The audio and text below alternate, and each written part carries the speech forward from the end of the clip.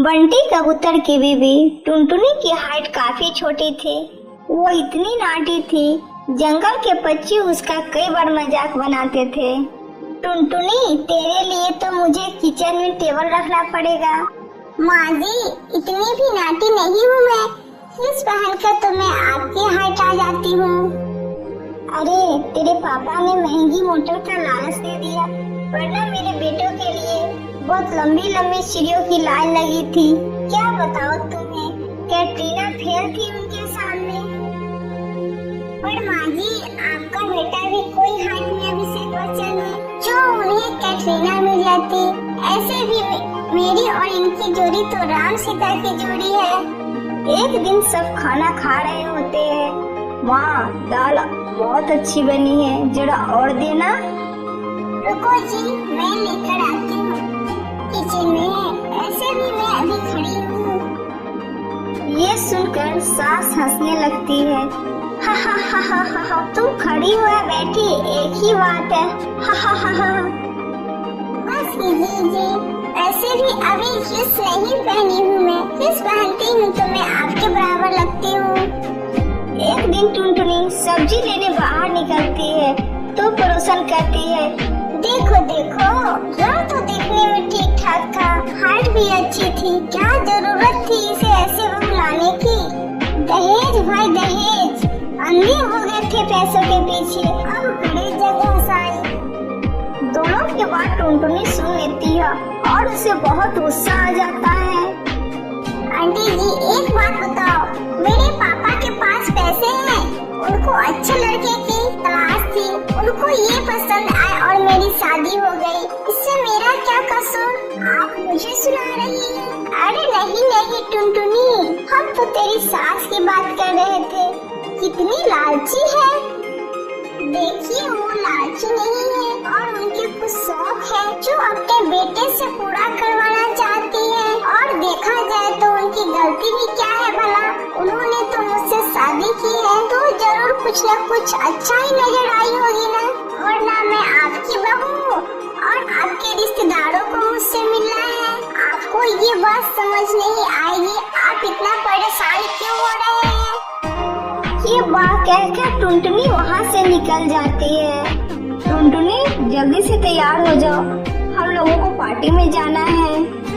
टुनटुनी तैयार होकर पार्टी में जाती है, जहाँ बंटी का दोस्त उससे कहता है, अरे बंटी, तू कितना लकी है यार, तेरी बीवी की हाइट इतनी छोटी है कि तुझे बच्चे की जरूरत है। भाभी बच्चे जैसे हैं। अरे बंटी, मेरी बीवी की हाइट इतनी कम हो तो मैं बाहर निकलूं भी नहीं। कभी फुदक कर कहीं चली गई तो लेने के देने पड़ जाएंगे।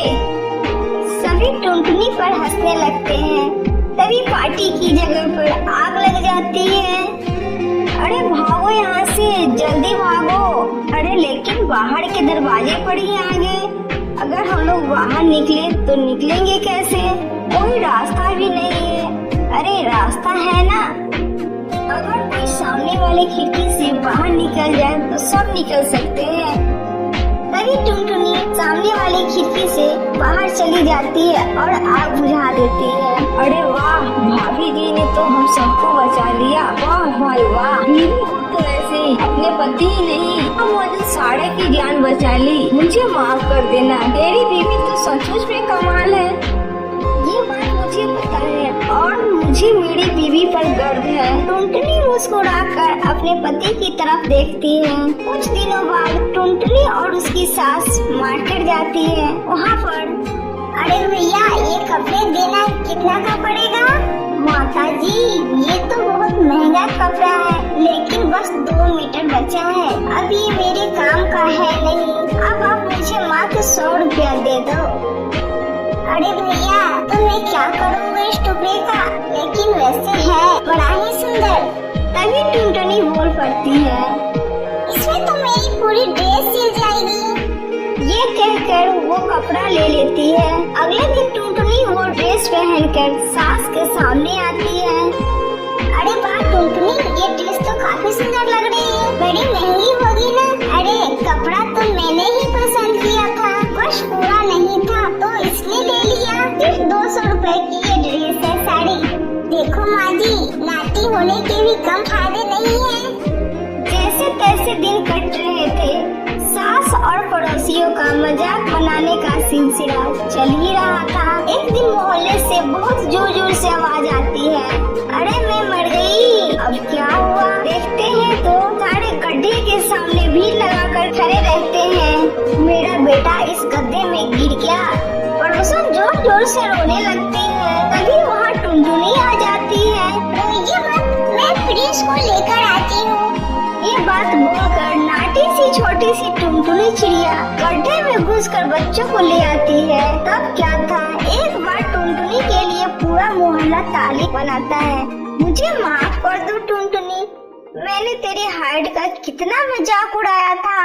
अब वो दिन आता है जब सास अपनी बहू की तारीफ करता है। आज तो मैं बहुत खुश हो गई।